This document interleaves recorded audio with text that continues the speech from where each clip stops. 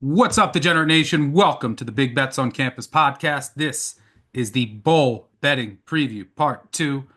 I'm Stuckey, and joining me, as always, fellow BBOC co-host Colin Wilson. Today, we will cover three the three remaining college football playoff games on Saturday, and then we'll cover the two bowl games on Monday and the one on Tuesday.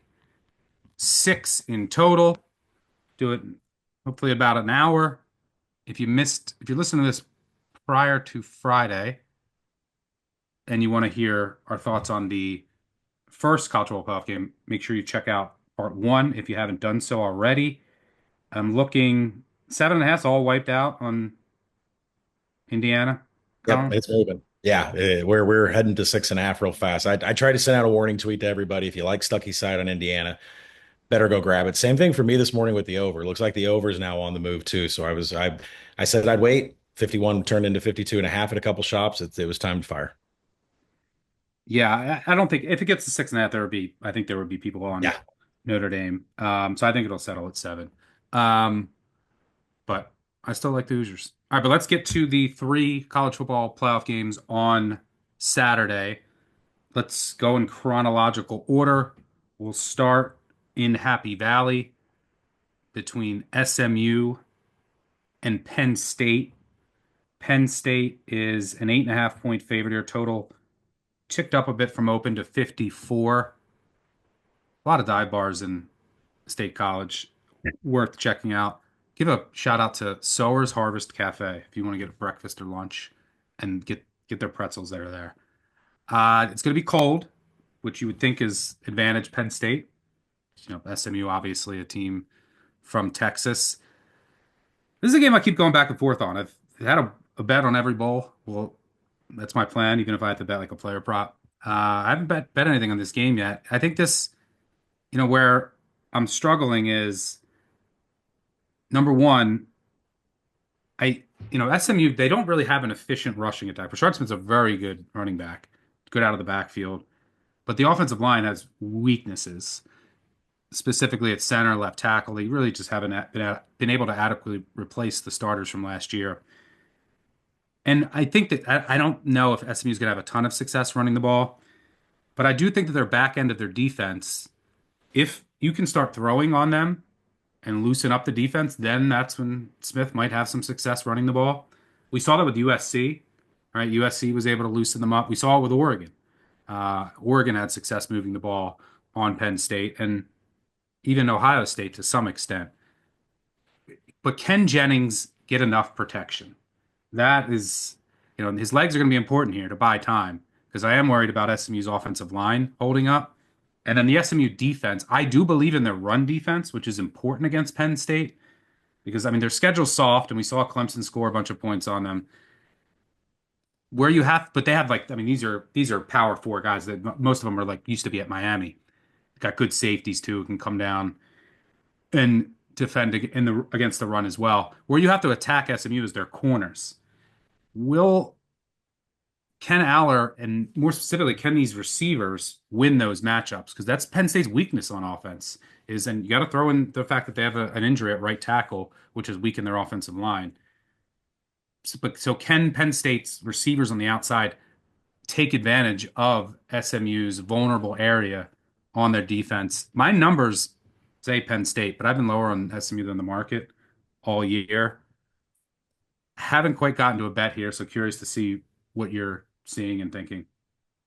I want Penn State. I think it's Penn State all the way. I think what's holding me back is why fire on an 8.5 or a 9, right? Why, when we're in this dead zone, why touch it? If I can get an 8, that's great. If not, I don't mind playing 10 leading up to kick. And there's just so much that I see. You mentioned the SMU offensive line. And the thing is you want to compare line yards to rushing success rate and stuff rate, and that will tell you if the offensive line is doing their job. They're not. Their rushing success rate is better than their line yards. It's better than their stuff rate. And that means that Brashard Smith is doing all the work. I mean, if you watch the highlight reels of him busting plays, there are defenders, especially Clemson last week or in the ACC championship, where the defenders are in the backfield and he has to juke all over the place to get free. So, the offensive line is, 90th in line yards. Smith, 71 first down runs, 20 explosives. It's all highlight yards. It's all been him. So, what you have to do is look at the Penn State D, a 55% success rate against inside zone, but one of the best EPA numbers in the nation. And this I just cannot believe. The Nittany Lions have allowed one of every 20 inside zone attempts to go for an explosive play. And if that's all Brashard Smith is going to run, they're going to have to pivot to another run concept that they're not comfortable with. It's also worth mentioning on this side of the ball. SMU just can't play clean on offense. They're 83rd in offensive momentum killer. That goes to a fact that they're 131st in penalties this season. They can't get out of their own way on offense. When you go to the other side of the ball, it looks even better for Penn State. And I think I went into this wormhole of, is Tyler Warren going to be a factor in this game? Clemson targeted SMU with the tight end 8 times, 5 catches. Virginia hit the tight end like uncharacteristically, 5 targets, 5 catches. Boston College targeted two tight ends 16 times for 12 catches. There's something in the film that is driving teams to hit tight ends against SMU. And what are we going to do with Tyler Warren? Nobody knows how to stop Tyler Warren. So if Kotelnicki will get out of whatever was going on with Ohio State and say, yeah, we need to utilize Tyler Warren here, then let's get it going. And then from a running perspective, outside zone is going to come up with Nick Singleton. We've talked a billion times about how his yards after first contact are increasing game by game. 5.7 yards after first contact against the Ducks in the Big Ten championship. And then finally, the one stat that I just can't get over is Drew Aller ready for the NFL? That answer is yes. And 113 dropbacks with pressure this year, zero turnover worthy plays. And the strength of this SMU defense has been a pass rush. So even if you're getting to Drew Aller, he does not make mistakes. I mean, there's a reason. It's like somebody tweeted at me, I think, Stuck, and they were like, is he going to stay at Penn State? He's like the fourth best odds to be the number one pick. There's no freaking way he's not going to the NFL. So He there's said a he's lot. staying. He announced he's staying. Come on. Well, and then finally, SMU is 48th in creating contested catches. I just don't see a problem. And Drew Aller's 15th and on target. I see so many advantages both sides of the ball for Penn State here, and I think we'll go small game James against a team full of Miami transfers. How does Miami do when they play in the Penn State? I'm sorry, when they play in the Pinstripe Bowl? Doesn't usually go very well. I don't think that's a really great angle, but still, it's a narrative that could be floating out there. So Penn State all the way for me. I'm just waiting for it to get out of a dead zone. And when SMU has really stepped up in class for the past couple of years, it hasn't gone well. Uh, yeah, I mean, I lean Penn State as well. I'll probably be on them in some form or fashion. But yeah, Aller, I'm surprised because even if you don't believe in the guy, he's like a Will Levis. He would go to the combine. He has all the skills, can make all the throws. He's gonna wow all the scouts and get drafted. But yeah, he announced he's coming back. But that's you can make so much more. These got guys like Mateer and Arnold making like 3, 4 million. Yeah. Brock Purdy's made he's gonna make 4 million total over his first 4 years of his contract. Now, granted, he was drafted late, but different story with some of the money you can make. All right, let's I'd move on to the like to second. know, Yeah. before we get there, I'd like to know the story. Like if Aller's going to get paid for a win here to go on and play Boise State. And I'm sorry, he's going to go play Arizona State in the next game in the Fiesta. Like, does his price tag keep increasing game by game? I'm really interested in that with Prabula out here in the portal. But Yeah, that is worth mentioning. Their backup, though, Prabula is in the portal, just like SMU's backup, Preston Stone, and Ohio State's backup, Devin Brown.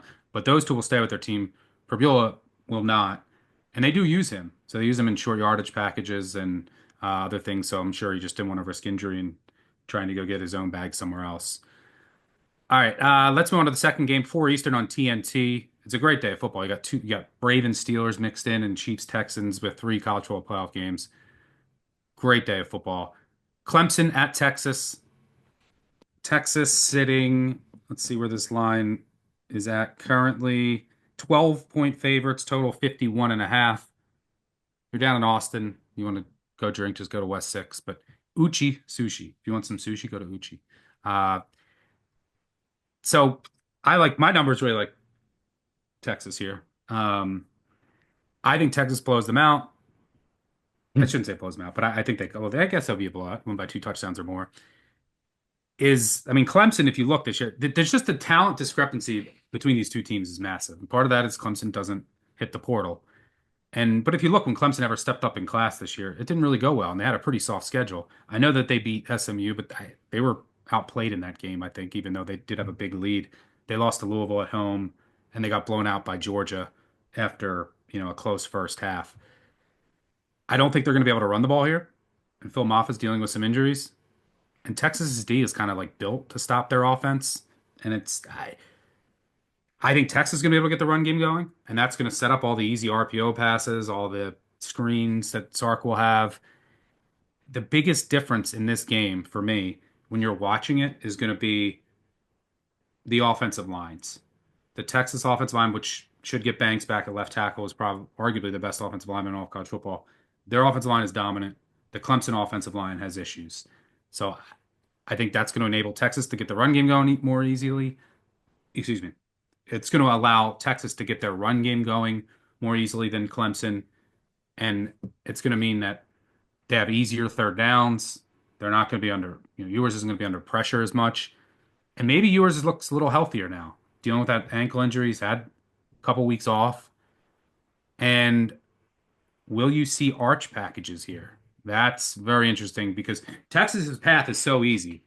How much do you show the arch packages? So I'm Right. curious to see, like, do you just unleash them right away because hey, we're in the college football playoff, or do you wait and say we're gonna be double digit favorites and double digit, and then we'll just wait till the semis? But I think Arch, his running ability in that offense is a better fit overall. What scares me is three areas: the red zone for Texas, special teams, and Mhm. then Ewers making a dumb throw or two, because it's not easy to cover.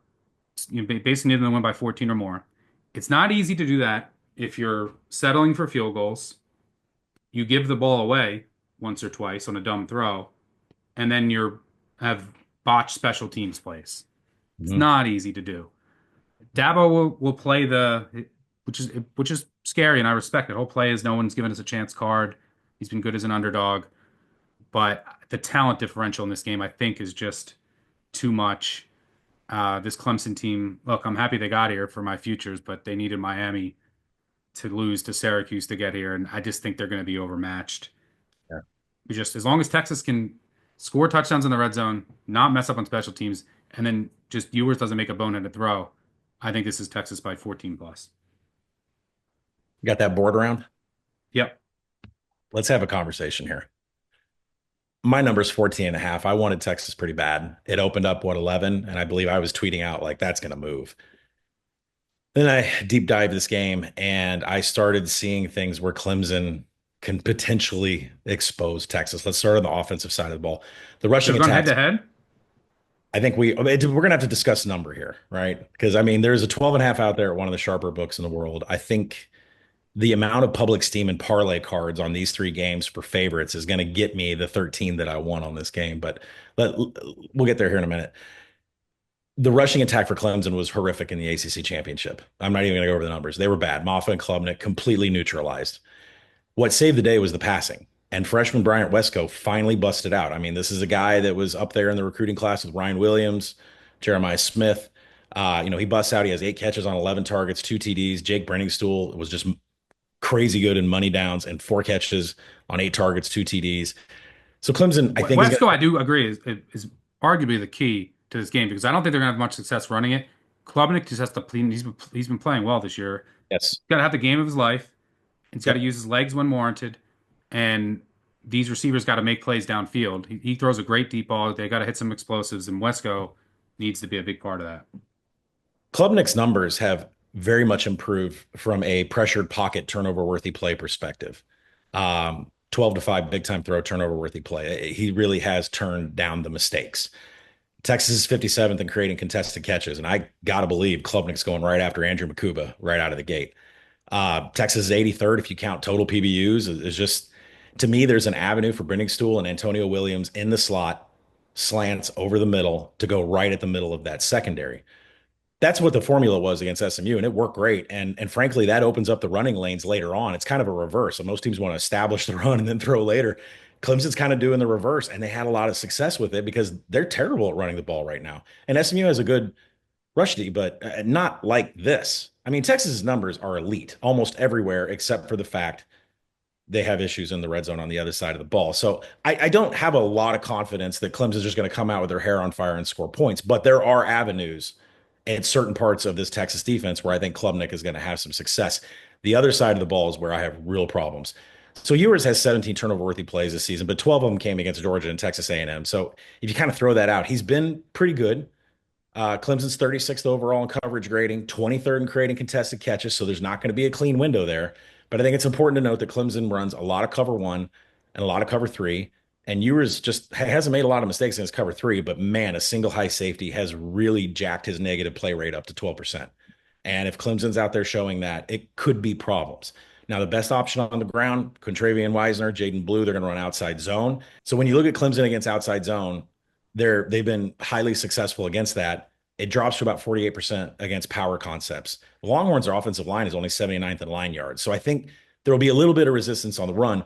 But where Texas is going to get in trouble is in passing downs with Ewers, getting pressure. And you ask, well, Clemson, can they do that? I mean, they're 90th in tackles for loss. There's some havoc in there. Edge TJ Parker is the X factor here, fourth nationally in creating 19 tackles for loss, one of the best pass rushers out there. And look at the tackle play. I know you mentioned Kelvin Banks is coming back. He only played 7 snaps against Texas A&M. He didn't play at all against Georgia. How healthy is he? We're going to find out real fast. Trevor Gooseby, who filled in for him and right tackle Cameron Williams, by far the worst graded run blockers and pass protectors of the season. Their 2 games have been against Texas A&M and Georgia. And now you're getting edge TJ Parker, who's like graded as the best rush edge in all of PFF going up against these 2 tackles. And by the way, he doesn't play just one tackle against Kelvin Banks. He switches both sides. So Ewers is going to get pressure in his face, and that's going to cause some mistakes here, especially against cover one with a single high safety. I see a lot of advantages here. I mean, they can defend outside My zone, problem is Clemson can't stop the run. Like their run defense numbers but look at are the not concept. great, Look at the and against a concept. soft Texas schedule. go outside zone at the edges, and that's not where you want to attack Clemson. You have to go up the gut, and maybe they do that. You mentioned Arch Manning and running those RPO packages. If I was Sark, I would sit back and say, who do I have on deck? Oh, the Oregon defense?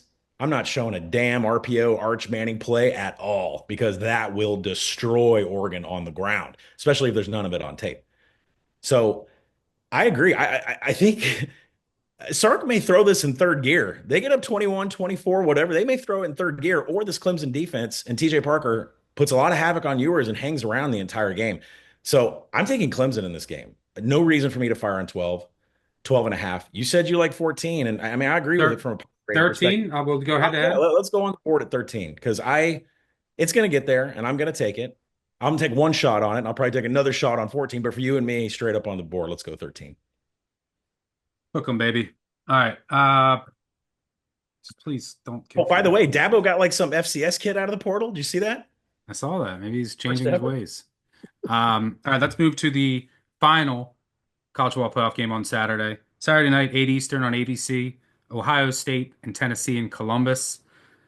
Ohio State, where are we at? Are we still holding at 7? I mean, we've been at a juiced. Keep flickering. Yeah, we're still at, let me look at, that's 7.5 still. Some juiced. Tennessee minus 115 looks like consensus as of right now. By the way, if you want to go to Columbus, a couple places to hit. If you want pizza, Adriatico's. If you want, sorry, yawned. If you want deli, Katzinger's Deli, and then you got to go to Wario's for sandwiches, chicken cutlet Caesar. All right, Ohio State, Tennessee. My my numbers like the favorite again. My numbers like the favorite in all 3 games What are you at? on I'm at 6.5. What are you at? on Saturday. 10.2. Ooh. But I hate Tennessee. I've hated Tennessee all year. Um, and I don't trust this Tennessee offense. I think they're going to run the ball a little bit. Mhm. The Ohio State defensive line you can push around a bit if you look at some of their underlying metrics. But I mean, you look at what I don't trust Nico in this passing offense. Their offensive line has issues in pass protection. And I mean, if you look at what Nico has done on the road, and I don't even count that Vandy game as a road. I mean, that was a home game. It was 90% Tennessee fans. Right. At Georgia, 20 of 33 for 160. At Arkansas, the bad secondary, 17 of 29 for 158 and a loss. At Oklahoma, 13 of 21 for 194. It hasn't been that. I mean, all year his numbers have not been that impressive. There's no explosiveness in this offense. And so I don't trust. I think the Ohio State defense is going to dominate. I might go Tennessee team total under, to be honest, but because I'm trying to figure out how I want to approach this. Because where I was just in Cleveland over the weekend talking to a ton of Ohio State fans who were like, we talked about this, we think everyone was tight for that Michigan game. Well, everyone's tight now. And I think it might have been more beneficial to go on the road. This game to me all comes down to the start. So I don't know how to bet it because if like Ohio State comes out fast, then I'm gonna just I'll get a bad number if I try to bend back Ohio State. Do I bet one of those? I don't bet like game prop. Is it like Ohio State first half and full game Right. combos? I think what This you're is all trying to about say, this. I think what you're trying to say, and I agree with you, is whoever shows domination in the first two series of the game, you might as well just live bet that team. Yeah, and well, also any team. I don't think any team's gonna have success playing from behind in this game, Right. and because of the offensive line issues, and because of the both defensive lines and how much pressure I think each defense can get. And the Ohio State, so my initial thought also was under in this under 47. My only fear, so Tennessee plays fast, but they're not really that explosive. Ohio State's a snail. But my only fear for Ohio State, who plays really slow, they want to communicate the quarterback, blah, blah, blah, is all the comments with Chip Kelly and how bad the game plan was against Michigan, right?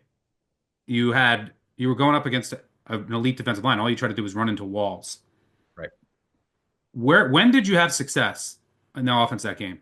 The final drive of the first half, they went hurry up because they had to, and they threw it. And they went down and scored a touchdown. And then they didn't do it again. So they said that they've gone through the tape with a fine tooth comb. So there's a chance I think Ohio State says we have to come out here and throw, Yeah. and we got to use tempo, which also can wear down the defensive lines and blah, blah. Then you're going to have two teams using tempo. So that keeps me off the under after digging in, just fear of how Ohio State might approach this. You're The making Ohio State, making me yeah, laugh.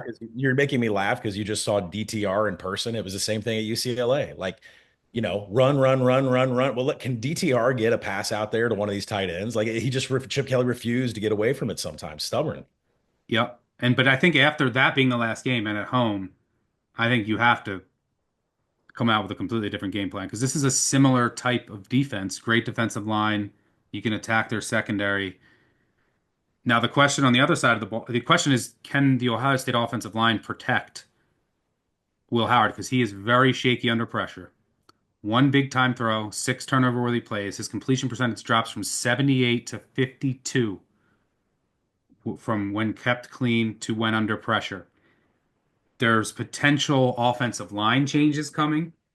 You might get Montgomery in there. You might get Padilla. How does that play out?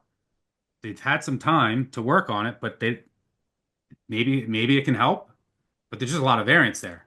If you haven't had like live game action building continuity and you're making changes for a college football playoff game, that's a huge storyline. But so my numbers like Ohio State, I think Ohio State will cover if they start fast. If they don't, I think that they might lose the game outright. If they go like three and outs and then get behind and then Howard has to throw and this offensive line can't protect. Like that's how important I think. Because then I think on the other side, I think if Ohio State jumps out, Nico will eventually make a mistake and they'll get pressure on him. Like the start to this game is so important, not only just from how the game's going to play out schematically and where the strengths and weaknesses of each respective team are, but also just mentally for Ohio State and that crowd. So yeah, numbers like Ohio State, still trying to figure out how I want to play this, but definitely at 7, I'll probably be on the Buckeyes in some form Yeah. or fashion. What are you saying? It's funny. I wanted to wait to talk to you before I started firing on this, but earlier today I did take a first half under 23 because it's all the same sentiments that you have.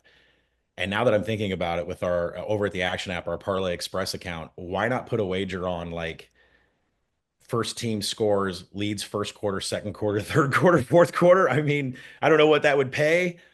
First team scores wins the game. I don't know, but there's props out there like that. And I feel like because Heupel has a certain offense that he does not go away from, and Kelly has a certain offense that he does not go away from, when it gets broken, it's broken, right? Tennessee was broken against Arkansas. Now, let me handicap this again because I do like Tennessee. but I like them for defensive reasons. But on offense, it is going to be the Dylan Sampson show, 100%. The Bulls are going to use inside zone, counter, power, whatever they need to.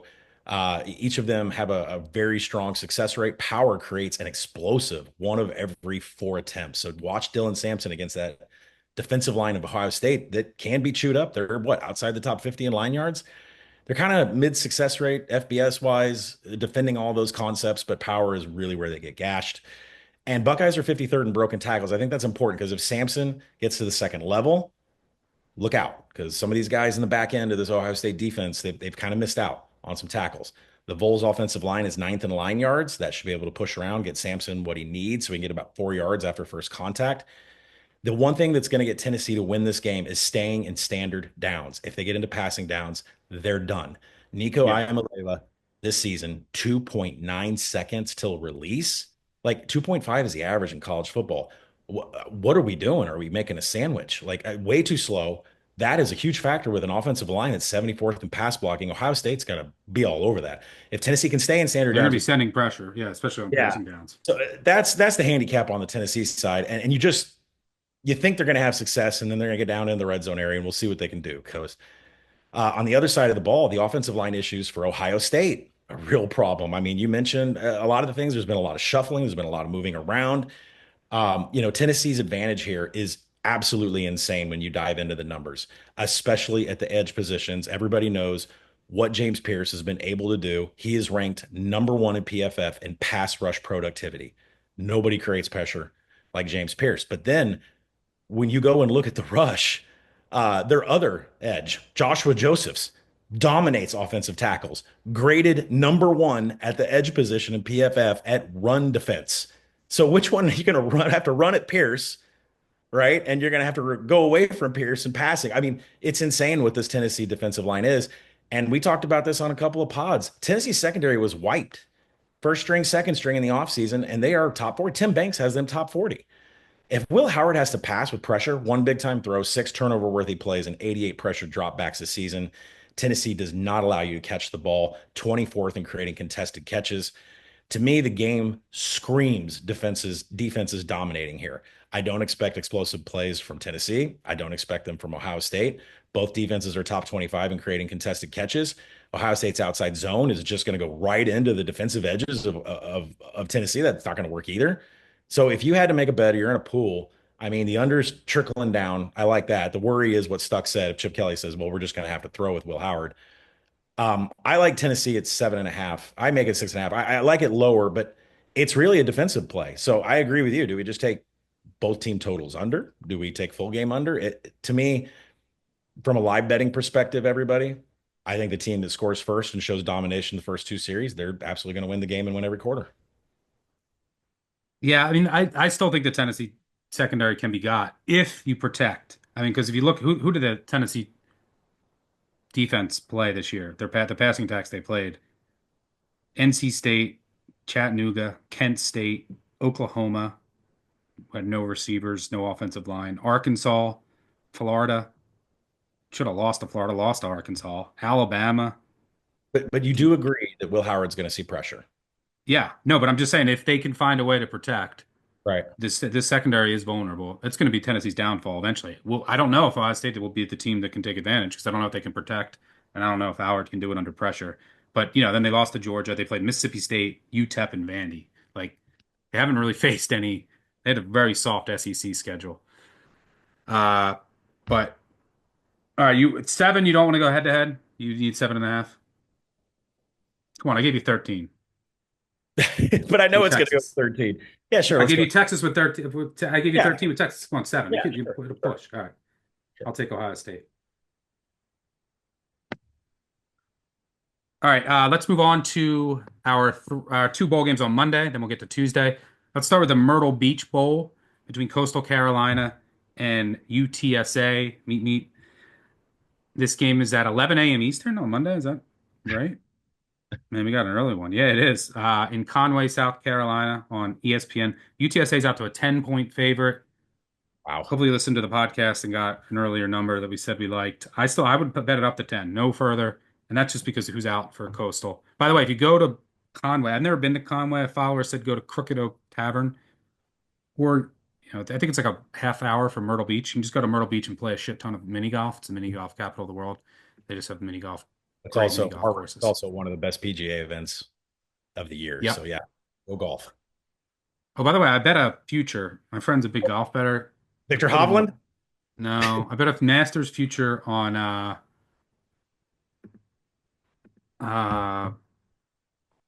he's from Carolina. Sergio Garcia. No. We got it at like 121, 120 to 1. He got it and I took like 250 of it. Akshay Um Bhatia. yes. Yeah, I knew it. Yeah, you know what? I'm so ready to roll into golf. That's another time, another recording. I Do you knew like it. that bet? I don't know Yes, I shit do. about golf. Yes, I do. Okay. Akshay. He said the course, he's perfect for that Yes, he course. is. The Masters, not to veer off here.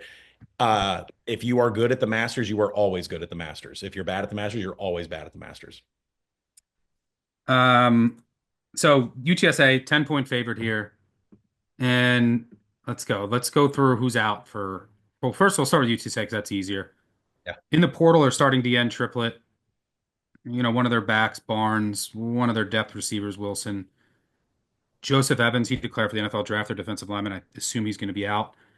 Their starting corner, Denver Harris, didn't play in the finale, and neither did their other running back, Robert Henry. Brandon High took all of the snaps. Their starting tight end, Oscar Cardenas, who's pretty good. He was out for the year, but he last played in week 9. That's pretty much it. The trailer expects most of the roster to be available, and even the players in the portal are traveling with the team. So those players in the portal, I think, might still play. Signals that they care. And I Mhm. like Traylor. He's a good coach. Coastal Carolina, on the other hand, yes, they're close to home, so they have the advantage there. But both of their quarterbacks that they use this year, Noah Kim and Ethan Vasco, are in the portal. There are only freshmen behind those two. Tim Beck said freshman Tad Hudson, he has 0 career snaps, will get the start. And they also have Alex Walker. He then joked with the reporters that he's going to take them all out for tryouts after the presser. So not sure Wait, how. I thought I read that as he wanted the beat reporters to have tryouts. Yes, that he was That's going to take yeah. them out. So yeah, he was going to see who among the reporters can throw a football the best. In the portal also, their starting corner, Matthew McDoom, really good player. He signed with Cincinnati. I assume he's out. Their starting outside linebacker, Clef Lubin, good player. He signed with Auburn. I assume he's out. Their starting tight end, Kendall Carr's in the portal. Not sure on his status. They have another cornerback in the portal. Then they had a ton of injuries to end the year. Their starting right tackle missed the finale. Their starting left guard got injured in that game.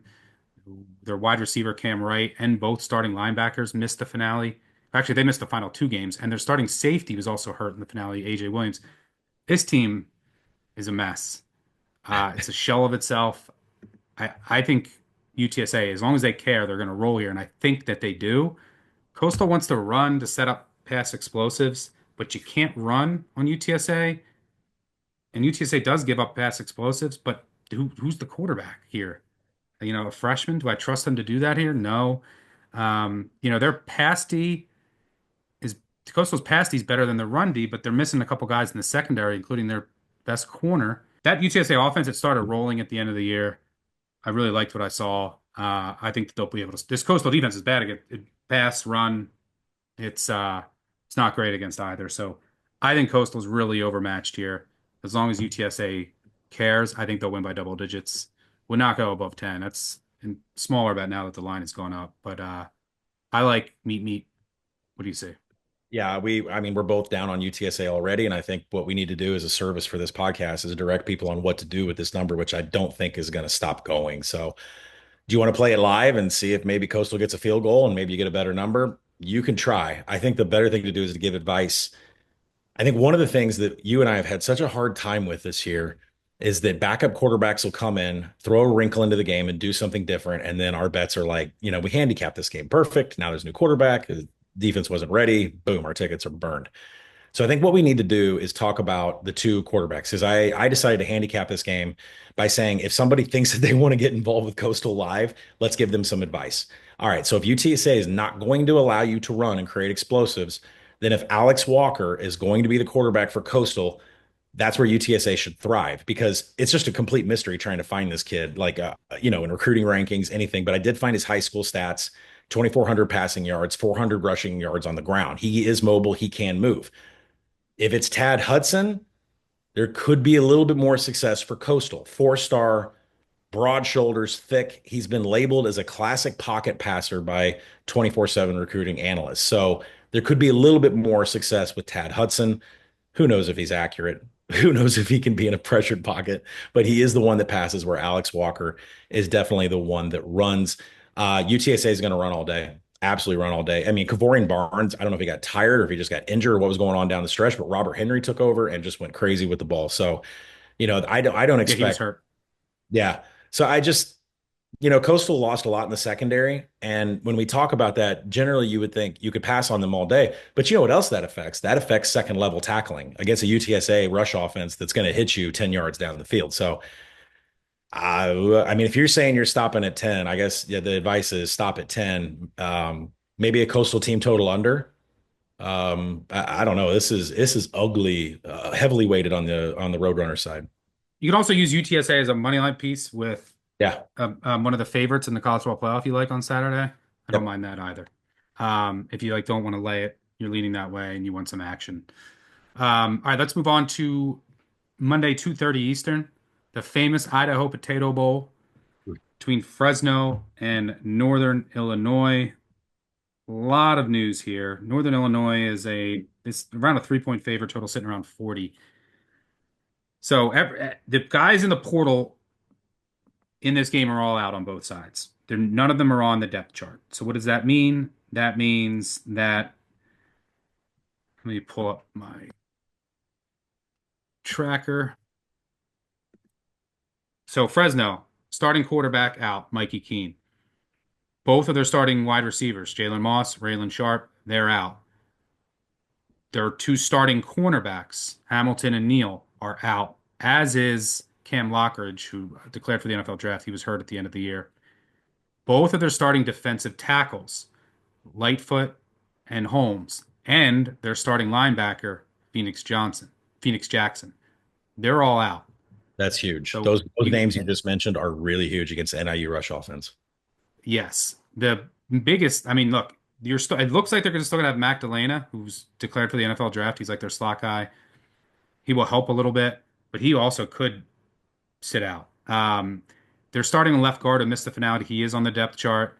Now you at quarterback, you could see they have an or designation. You can either see Josh Wood or Jaden Mandel. Josh Wood is the runner. Jaden Mandel is more of the passer. And the thing is, if they decide to go with Wood and then run like RPO, Fresno can't run the ball. I mean, they're like what, bottom 10 rush success rate outside the top 100 rush EPA. And if you look at NIU shut down every running quarterback they faced this year, including Notre Dame with Riley Leonard. And running quarterbacks have 60%, done, 60% success rate against inside zone with quarterbacks running it. So NIU defense, yes.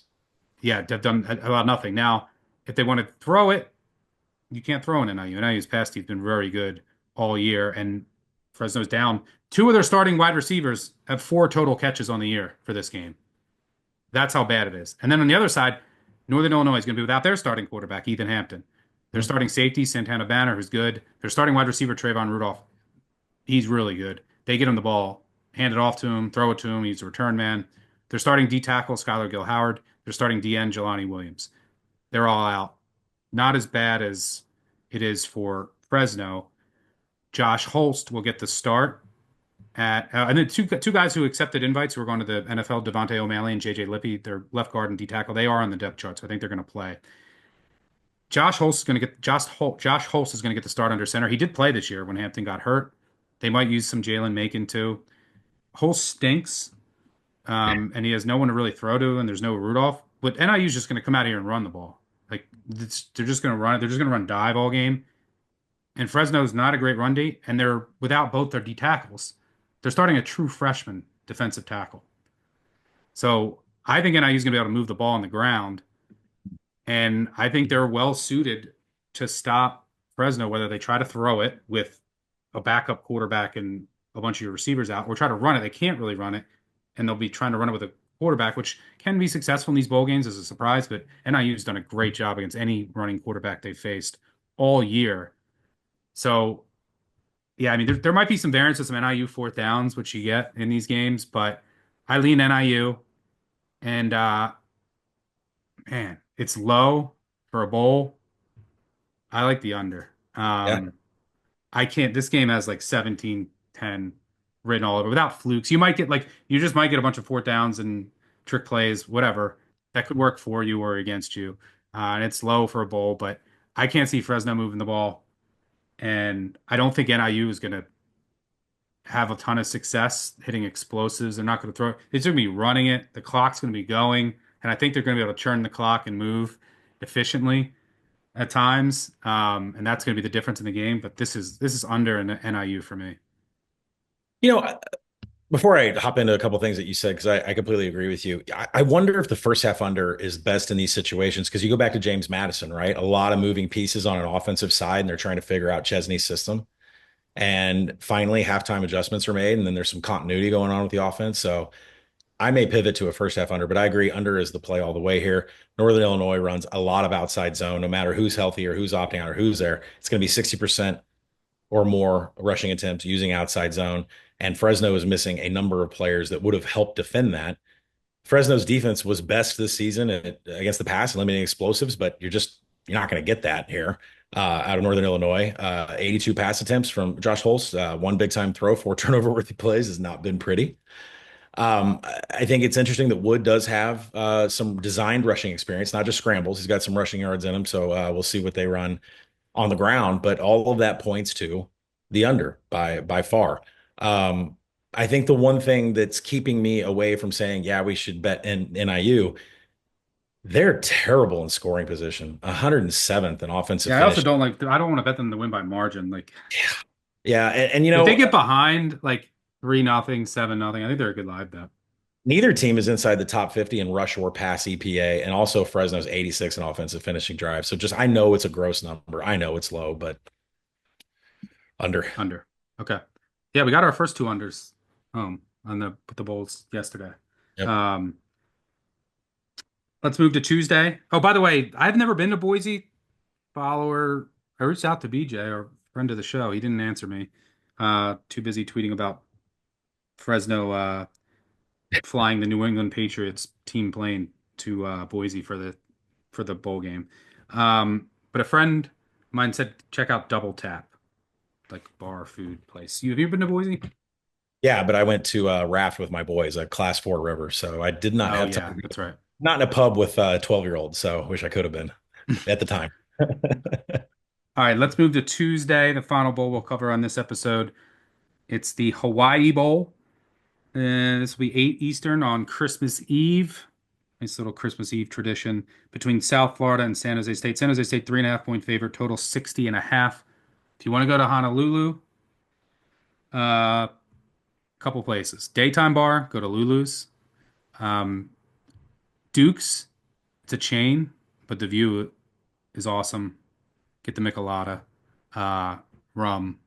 And then if you want to go, if you are there for like when there's a bunch of games on or like an NFL Sunday, go to Giovanni's Pastrami. All right, so for this game, this sucks because Nick Nash is out. Yeah. Yeah. Can't This even is, talk about Nick Nash. yeah. I will say my first thought in this game was over because there's going to be a million possessions in this game. These two teams are fast. There's just going to be quick possessions, punts are explosive. So what do you want in that game for an over 60.5 in a bowl game? You need explosives. Like if you're going to go really fast, you need explosives. So when I look, San Jose State's run D is pretty good, but you can throw on them and they're, I should go over who's out for this game. So Nick Nash is out in the portal. They're starting corner. Both of their starting corners are in the portal. One of them signed with USC. So I would imagine they're both out. So this secondary is going to be vulnerable. But Right. USF can't really throw it with Bryce Archie. But will they be able to? Because San Jose State secondary is undermanned and not that good. Does Byron Brown have a chance to play? I don't know. I haven't. If he plays, I would like this There are over. whispers. Yeah, I would like this over, and I would like USF because USF also they're really good against the run, but you can throw on them. So and San Jose State hits pass explosives and they go fast. They can't run the ball, so they're not going to try to run it. They're just going to throw it a million times. My question is, how much of a downgrade is it without Nash? Like, can they still be an effective passing offense? Because not only are you missing Nash, the most productive receiver in the country, you're missing all the attention that he drew, right? So all the other receivers would benefit from, towards the end of the year, people were double and triple teaming him. Another thing to keep in mind is potential wind. It's in Honolulu. So we have to see what the forecast is like. I think it's like right now it's 15 to 20. So if it's like 10 to 15, there's always going to be someone in Honolulu. Like, who cares? But if it ends up being like 20 to 25, that could be impactful on downfield throws and field goals. So I can't play San Jose State without Nash. I lean over, especially if Brown plays, but need to see weather as we get closer. And if I need more clarity on who's in and who's out. What are you seeing here? Yeah, also they don't have cameras in the pylons here at the Hawaii Bowl. For all of you OGs out there that remember Zach Wilson doing a helicopter over the goal line, we got screwed out of a touchdown there. I So do I think remember the that. question, I think the question for San Jose State is, do they go more 12 personnel with Jackson Kanan and Jacob Stewart? Exclusively line up out of the slot, 79 combined targets. That seems to be the next best passing option there. But then again, do wideouts Justin Lockhart and Trajan Henry Hurry, do they get attention with Nash out, right? Do they get double teams or do they get extra zone? Do they get extra, I'm just wondering, what does the San Jose State offense look like when the entire season has been based on triple teaming Nick Nash, right? Who, by the way, should Yeah, have it's a hard question to answer. I voted for Biletnikoff. Ridiculous. Same, But of course. um, you know, you look at ADOT, Nick Nash was 13.3, Lockhart's 19.6, and both tight ends about 8.3 and 7. So you're looking at short stuff to the tight ends. You're looking at Lockhart out wide. USF, they're outside the top 100 in defending pass explosive. So yes, I see points, points, points here for them. I'm just wondering how consistent the offense is going to be without Nick Nash. I mean, you can Yeah. practice this all day. I'm pretty worried And you about it. need So it to be consistent to get a total of 60 and a half. Is yeah, right. And I think it's going to come in spurts and stuck. It's again, it's like I talk about these offenses that have been running one way the entire season. Maybe they need an entire half to get familiar with each other in live action before they come out in the second half. And I just keep going back to James Madison. It's one of those things. So when you look at Bryce Archie, an even number of TDs, INTs, and big time throws and turnover worthy plays, but the 22 drops on the season are like, that's a real problem for this South Florida team. Brown had 9 drops by targets. Bryce Archie had 22 drops at 31. That puts them just shy of a couple shy of Georgia, who leads the nation in drops. South Florida is all rush EPA here. Bottom 10 in offensive momentum killer. They cannot create methodicals. Do not expect drives with 2+ first downs out of South Florida. Joyner or Wright, I mean, 18 rushing touchdowns. Joyner's produced twice as many explosives of Wright. So if you like props, I'd say Joyner, like, his longest run probably going to be over 40 yards. Lots of inside zone encounter coming out of this South Florida team. Um, you know, uh, it's kind of a wash. San Jose State's inside zone defense, pretty respectable from a success rate standpoint. I can't say that they've seen much talent in the Mountain West, in some of the defenses they face. And San Jose State is 77th in defensive rush EPA, 115th in tackle grading. They are not tackling at the second level, which is why Stuck and I see a lot of explosives, but is it going to come in spurts or is it going to be consistent? And can San Jose State keep up with their part? So I took South Florida plus 3.5. There are whispers of Brown playing. That was a huge advantage. I would expect that to completely move this line. And then I think from a total perspective, I am going to play it live. I think I need a couple series for the new offense of San Jose State to get familiar with each other. And if we get dropped below the key number of 55, time to go. all right. That'll do it for us. We will have a live show 10:30 a.m. Eastern on Saturday, by the way. Summarize head to head. I'm on Texas and Ohio State. Colin is on uh, Penn State. Penn State. I lean that way. Might get there. And both like the NIU under. If you Mhm. see me add USF, that means I found out that Brown is going to play. Colin played USF anyway, and then we both like UTSA And we both made to some roll. form of unders on Tennessee and Ohio State. Yes, and Either team, either, yeah, somewhere. the start is big there. Yep. The start of that game. Um, all right, that'll do it for us. Thanks to Colin for joining me. Thanks to our producer on the back end. Most importantly, thanks to all of you for tuning in. Make sure you subscribe, unsubscribe, subscribe. Tell a friend, tell an enemy. You know the drill. Leave a 5-star review. That really helps us out. We will be back for part 3, which we will record on Monday. So that'll be out Monday night. You'll have that by Tuesday. And all right, our producer will fill you in on what we'll cover and what's left for episodes on the 23rd, 26th, and 30th. But time for us to go dig into some more bowl related stuff. Get ready for the quarterfinals. Enjoy the college football this weekend. We'll see you Saturday morning for the live show. Catch y'all later. Cheers. Peace out.